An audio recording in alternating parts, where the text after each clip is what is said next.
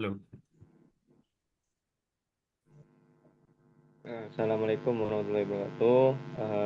Kan kami dari MKW U11 D akan mempresentasikan tugas kami. Oke, di sini perkenalkan sebelumnya saya Manu Jahid dengan NIM 78. Terus ada Saya Aryan Estarki Kananda, Makir 306. Saya Muhammad Leni Fakrisna dengan NIM HR 3048. Dan saya Aridita Solihin dengan NIM akhir 3086. Saya Arya Wisnu Sastra dengan NIM akhir 3060. oke. Jadi di sini usaha yang kita buat yaitu jasa desain. Nah, di jasa desain ini kita menamakan usaha kami itu dengan Kumalala Desain. Oke. Em, di Gumalala Design ini kita memberikan produk itu yang pertama itu ada baju, yang kedua itu ada poster dan banner, yang ketiga oh, yang ketiga ada logo, terus yang keempat terakhir ada video animasi PPT. Oke, mungkin bisa dilanjut ke Nah, untuk bisnis model kanvasnya untuk customer segmennya itu untuk individu kreatif seperti freelancer, bisnis kecil dan ya individu yang butuh proyek pribadi seperti itu dan juga UKM. Kemudian untuk value propositionnya itu eh, yang pertama adalah desain kreatif, yang kedua solusi custom, lalu yang ketiga adalah harga bersaing dengan industri desain grafis yang lain, lalu yang keempat pelayanan pelanggan yang lebih unggul. Jadi kita berusaha untuk memberikan pelayanan yang lebih unggul daripada eh, pelayanan jasa desain grafis yang lain. Lalu yang kelima adalah tepat waktu. Lalu untuk revenue streamnya itu ada dua, yaitu biaya proyek dan juga biaya langganan. Yang ke untuk key partnership-nya itu yang pertama adalah percetakan desain, yang kedua adalah platform freelancer seperti Fiverr, Etsy, dan lain-lain. Lalu untuk customer relationship-nya itu yang pertama adalah untuk mendapatkan stiker, yang kedua adalah menerima feedback dan revisi dari customer kalau memang customernya itu pengen ada revisi. Lalu yang keenam untuk channelnya, yang pertama ada penjualan secara langsung, promosi secara real dalam kehidupan nyata, lalu yang kedua ada media sosial. Untuk media sosial yang dipakai adalah WhatsApp dan Instagram, yang ketiga adalah relasi pertemanan. Lalu untuk key activities-nya, yang pertama adalah membuat desain, jadi desain grafis seperti jasa usaha kami. Lalu pemasaran dan promosi jasa desain layanan Kumala Desain. Lalu yang ketiga adalah manajemen proyek, dan yang keempat adalah pelayanan pada customer. Lalu yang untuk key resource-nya, yang pertama adalah tim desain kreatif, yang dimana untuk anggota tim desainernya itu adalah anggota kelompok sendiri. Yang kedua adalah perangkat dan software yang dipakai. Itu ada berbagai macam perangkat software ya. Yang ketiga, media sosial seperti Instagram WhatsApp. Dan yang keempat adalah hubungan dengan pelanggan. Lalu untuk cost structure-nya, yang pertama adalah untuk gaji desainer, meskipun di sini eh, tim desainernya adalah anggota kelompok kami sendiri. Lalu yang kedua adalah biaya pemasaran, yang ketiga adalah biaya operasional, dan yang keempat adalah biaya administratif. Terus selanjutnya adalah pitch deck akan dijelaskan oleh teman saya.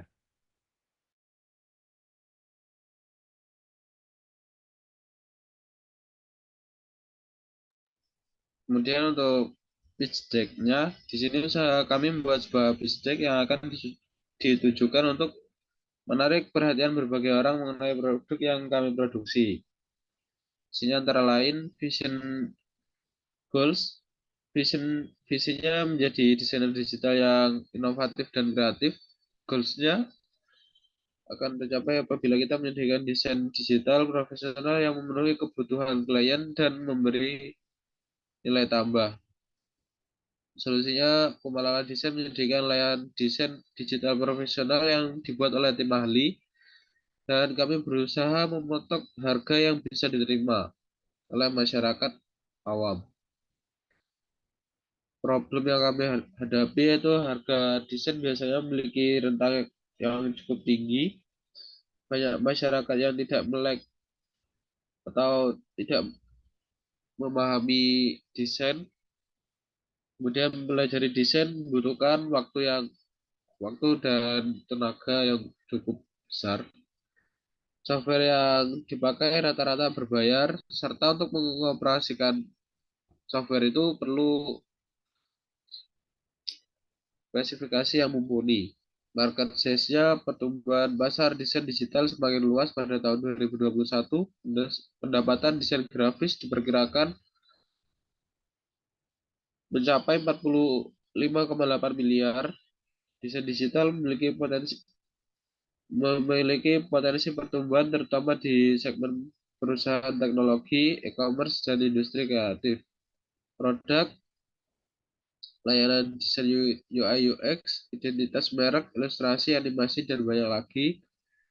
Fitur tim berpengalaman, pekerjaan cepat, dan revisi tanpa batas. Strategi marketing Kumalala Desain dari pemasaran, promosi, dan value.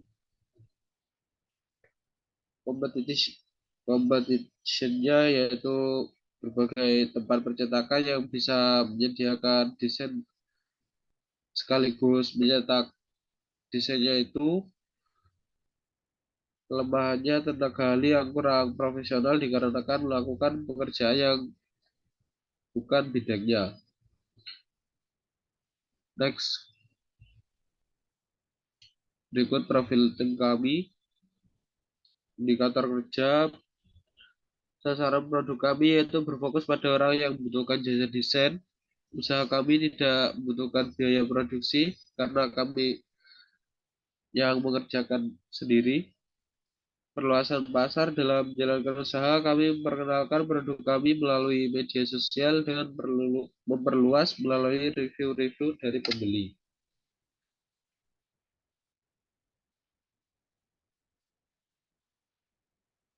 Next.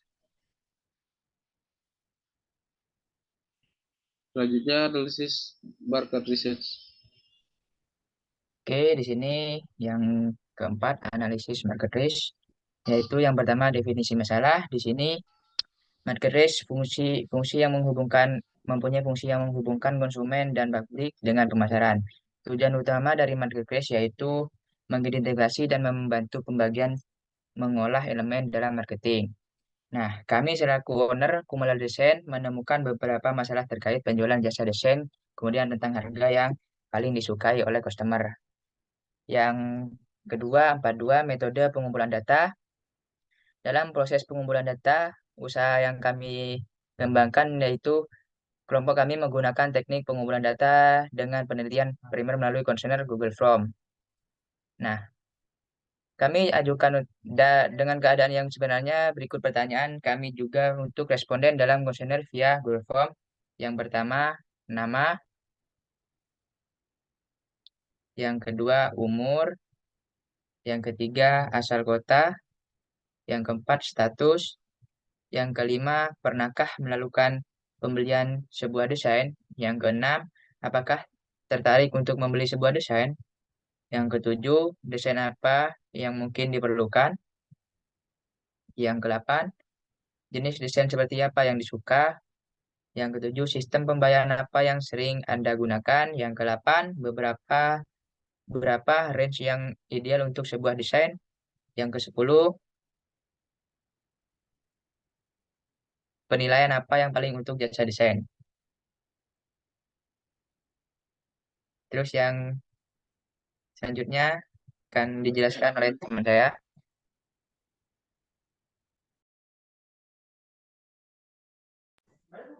Baik, yang selanjutnya yaitu strategi marketing. Jadi strategi marketing yang kelompok kami Kuma Desain lakukan yaitu menggunakan strategi marketing internet marketing, yaitu menggunakan strategi internet marketing. Nah, strategi ini sendiri merupakan strategi dengan mempromosikan produk melalui media sosial. Jadi seperti itu. Nah, jadi di sini kami memanfaatkan dua platform sosial media. Yang pertama yaitu WhatsApp dan Instagram. Ke bawah mungkin. Next. Ke bawah. Nah, ini merupakan kalender konten yang kami lakukan selama bulan November. Bisa dilihat ke bawah. Nah, setelah itu selain itu terdapat juga bukti bahwa kami telah melakukan penyebaran kuesioner untuk mendapatkan data dan targetnya yaitu 200 lebih responden. Ini dilakukan pada tanggal 4 Oktober 2023 dan mendapatkan hasil survei seperti yang ada di bawahnya seperti berikut ini. Mungkin nah, jadi di sini merupakan bukti-bukti implementasi dari kalender konten kami. Ke bawah mungkin.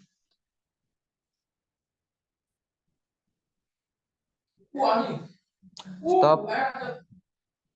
Nah, selanjutnya ini merupakan rincian pemasukan dari pemesanan desain yang sudah kami buka. Yang pertama yaitu ada yang memesan jenis desain jenis desain banner warung dengan harga 50.000 dan bisa dilihat pemesanan jasa desain yang lainnya. Dan di sini kami mendapatkan profit sebanyak 506.000 ke bawah. Nah, ini merupakan bukti-bukti transaksi yang sudah kami lakukan dengan customer.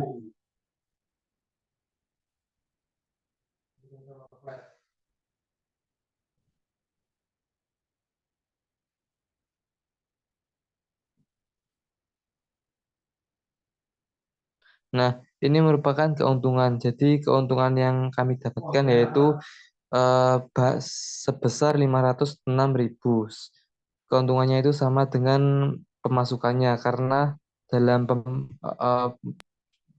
produk yang kami lakukan ini, dalam produk yang kami jual ini, kami tidak memerlukan uang untuk membuat jasa desain. Yang kami perlukan hanya waktu dan pikiran saja. Nah, selanjutnya yaitu bab 6, kesimpulan, saran, dan evaluasi.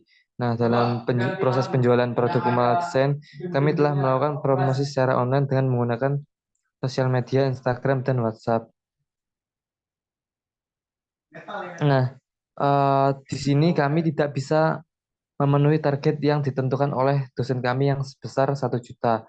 Kami hanya mendapatkan profit sebesar 506.000.